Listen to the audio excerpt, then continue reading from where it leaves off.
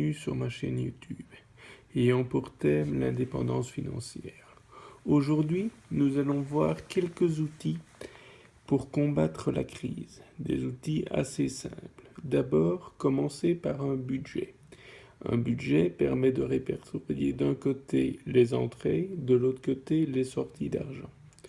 Donc, il vous suffit de prendre un bic, une feuille. D'un côté, vous mettez vos salaires, vos rentrées. De l'autre côté, vos dépenses. Par exemple, de ce mois-ci ou du mois passé, si cela est plus facile pour vous, disons du mois passé. À partir de là, vous allez mettre des catégories à vos dépenses. Qu'est-ce que j'appelle des catégories? Vous allez les répertorier en trois. D'abord, les catégories qu'on appellera utiles, indispensables, la catégorie plaisir et la catégorie inutile.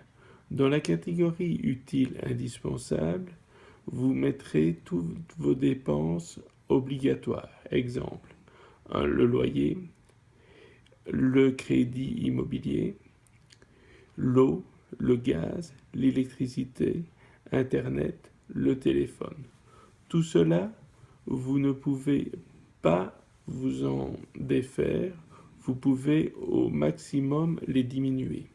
De l'autre côté, dans les dépenses moins nécessaires, vous pouvez y mettre, par exemple, l'achat d'un café le matin, tout ce qui ne vous est pas obligatoire, et vous verrez, vous pourrez réduire cette partie-là, ce qui vous permettra de faire des économies relativement substantielles.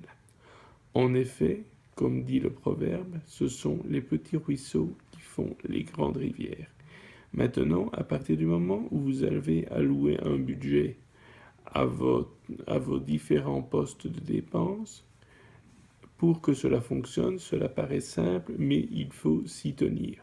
Si vous avez par exemple décidé que vous dépenseriez 300 € pour vous nourrir, il ne faut pas que ce soit 350, 400 et que ça aille encore plus haut. Il faut essayer de faire preuve d'un peu plus de rigueur.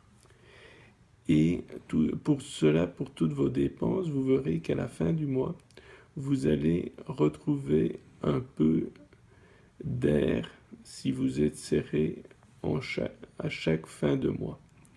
Autre conseil, c'est le système de se payer en premier. Une fois que vous aurez établi votre budget, vous saurez approximativement quelle sera votre marge de manœuvre, quel sera l'argent supplémentaire, l'argent que chaque mois vous n'avez pas besoin.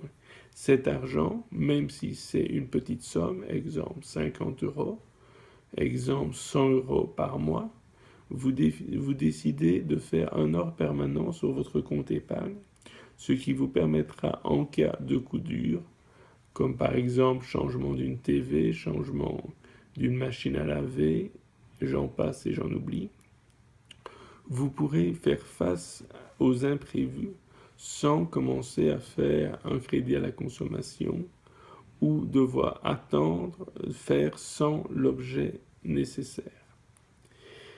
J'espère que cette vidéo vous aura plu et n'hésitez pas à vous abonner à ma chaîne.